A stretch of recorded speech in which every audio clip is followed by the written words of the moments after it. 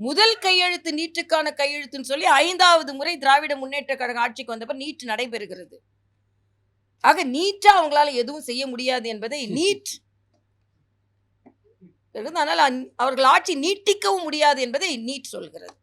2026 full stop for DMK government. அது மட்டுமல்ல, இந்த 4 ஆண்டு திராவிட முன்னேற்ற கழக ஆட்சி என்பது எங்கள்கிட்ட கேட்காதுங்க, போராடி கொண்டிருக்கும் செவிலியர்களிடம் கேளுங்கள். அவர்கள் தற்காலிக செவிலியர்கள் ஏறக்குறைய 14,000 பேர் அரை சம்பளம் வாங்கி கொண்டு பணியாற்றி கொண்டிருக்கிறார்கள். கரோனா காலத்தில் பணியாற்றிய மருத்துவர்களிடம் கேளுங்கள், ஜாக்டோ ஜியோ அவர்களிடம் கேளுங்கள். மக்களுக்கு செலவிடக்கூடிய பணத்தை விளம்பரமாக செலவிட்டு போராடி கொண்டிருங்கள். ஒரு பக்கம் எங்களுக்கு அதை பற்றி கவலை இல்லை, மக்களை பற்றி கவலை இல்லை, நாங்கள் பாராட்டி கொண்டே இருப்போம் என்று எல்லாவற்றிற்கும் பாராட்டு. எதுக்கு பாராட்டு நான் கேட்கிறேன்.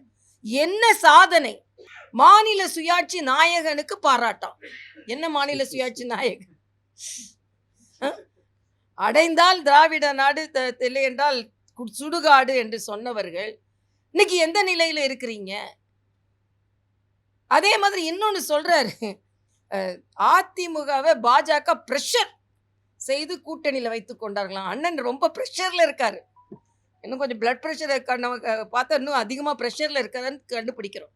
நான் கேட்குறேன், என்ன ப்ரெஷரில் காங்கிரஸ் கூட நீங்கள் கூட்டணி வைத்திருக்கிறீர்கள்?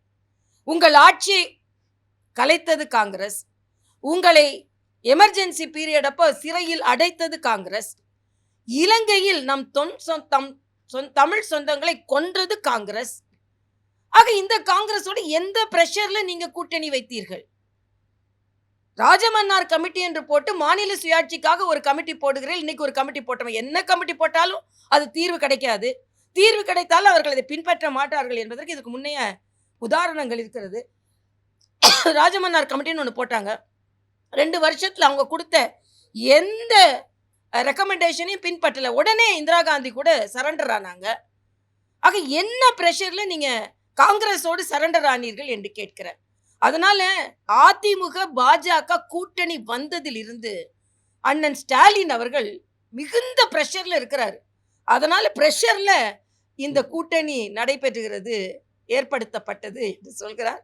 நாங்க ரொம்ப பிரஷர்ல இல்லை, நாங்க பிளஷரா இருக்கோம்.